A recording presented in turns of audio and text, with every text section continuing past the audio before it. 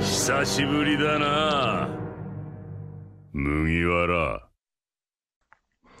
Salut à toutes et à tous, ça fait longtemps, oui je sais, 5 mois que j'ai pas sorti de vidéo, je suis désolé mais il y a une raison à tout ça. En fait voilà, depuis quelques mois, je consacre la plupart de mon temps à un nouveau-né. En effet, je suis papa et je n'ai jamais été aussi heureux qu'à l'heure actuelle dans toute ma vie.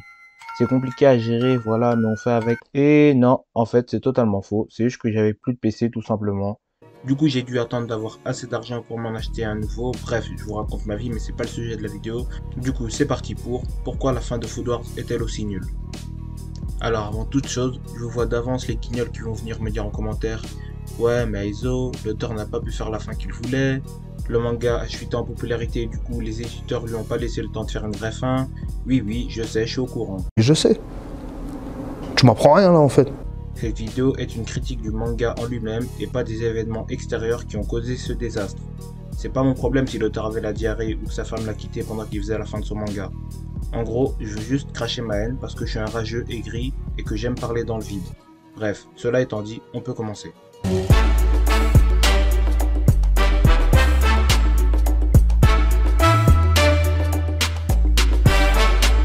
Alors tout d'abord, j'aimerais parler de lui là. Ce mec a quand même voulu avoir des rapports sexuels avec sa sœur. Je répète, ok, le mec voulait faire un boulot foudroyé sa sœur. Et me sortez pas l'excuse du oui mais ils ont pas la même mère, mais ça reste sa sœur mon ref. Les deux ont le même père et sortent littéralement donc des mêmes testicules. Je comprends Erina, elle est jolie, voilà, waifu, tout ce que tu veux. Mais quand il s'agit de ta sœur et qu'en plus de ça elle a 16 ans et toi 19, il s'agirait d'aller en prison mon ref. Le combo inceste plus pointeur, pour moi ça va au 6ème sous-sol d'Impel Down, à côté de Doflamingo, le violeur psychopathe. Et plus sérieusement, c'est même pas ça qui fait de lui un personnage catastrophique en soi, c'est ça le pire. En tant qu'antagoniste, je suis désolé mais il était vraiment rancé. Je l'ai pas trouvé marquant, son développement a vraiment été fait à la va-vite, et franchement c'est dommage, parce que ça fait de lui un personnage oubliable, voire inutile, alors qu'il était censé être ultra important. C'est comme les cuisiniers noirs là, qui ont été introduits au dernier arc et qui sont tous sans exception frauduleux. Au début on l'a vu écraser le daron à Soma dans un duel comme si c'était un random. Déjà c'est honteux d'avoir fait ça en off-screen, mais bon, supposons que c'était pour nous montrer que le mec c'est pas n'importe qui, qu'il est tellement chaud qu'on n'a pas besoin de voir ses duels. On se dit putain le mec c'est un monstre, il va être incroyable, mais il se fait battre par Soma, qui lui-même va se faire battre par Erina à la fin. Donc au final le mec c'était loin d'être une menace, vu que Erina dans un duel l'aurait tout simplement foudroyé.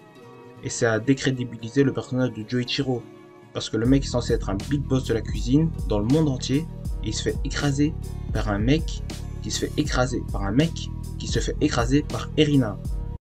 This is bullshit.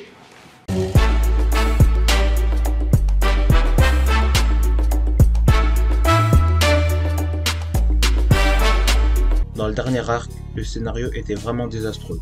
Que ce soit en termes de rythme, on sent que les événements s'enchaînent beaucoup trop vite, des intrigues bâclées comme par exemple Erina qui affrontait les perdants du tournoi bleu, ok, mais ça a servi à quoi au final?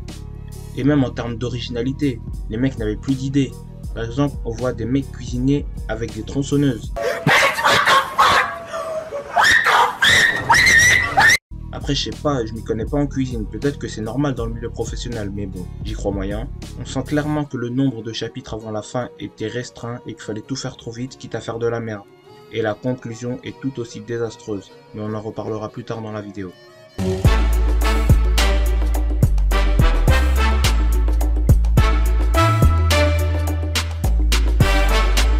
Au début du manga, on aurait pu penser que Soma allait finir en couple avec Megumi, mais au plus l'histoire avançait, plus on nous faisait comprendre qu'Erina était en réalité l'élu de son cœur et qu'elle avait des sentiments pour lui. Et au début de ce dernier arc, on nous avait teasé une romance entre les deux, que ce soit dans les interactions, ou même littéralement une scène dans l'opening qui nous tease un mariage. Et bah au final, rien du tout. Mais genre, vraiment rien. À la fin du manga et de l'animé, ils sont pas en couple, c'est pas une vanne. Il n'y a même pas une déclaration, même pas un petit bisou. Les gars, je vous le dis et j'ai pas peur de le dire, on aurait pu avoir le meilleur couple de l'histoire des mangas.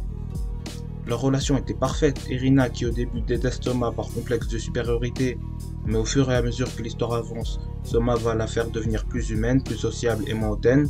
Franchement, les deux formaient un putain de duo, surtout à la fin de l'arc contre les sièges. C'était vraiment masterclass.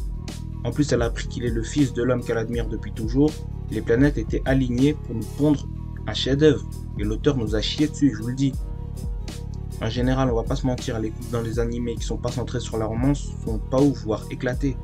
Avec Food Wars, on aurait pu avoir un vrai bail, mais tout ce qu'on a eu à la fin, c'est des suppositions et des interactions ambiguës. Franchement, c'est décevant.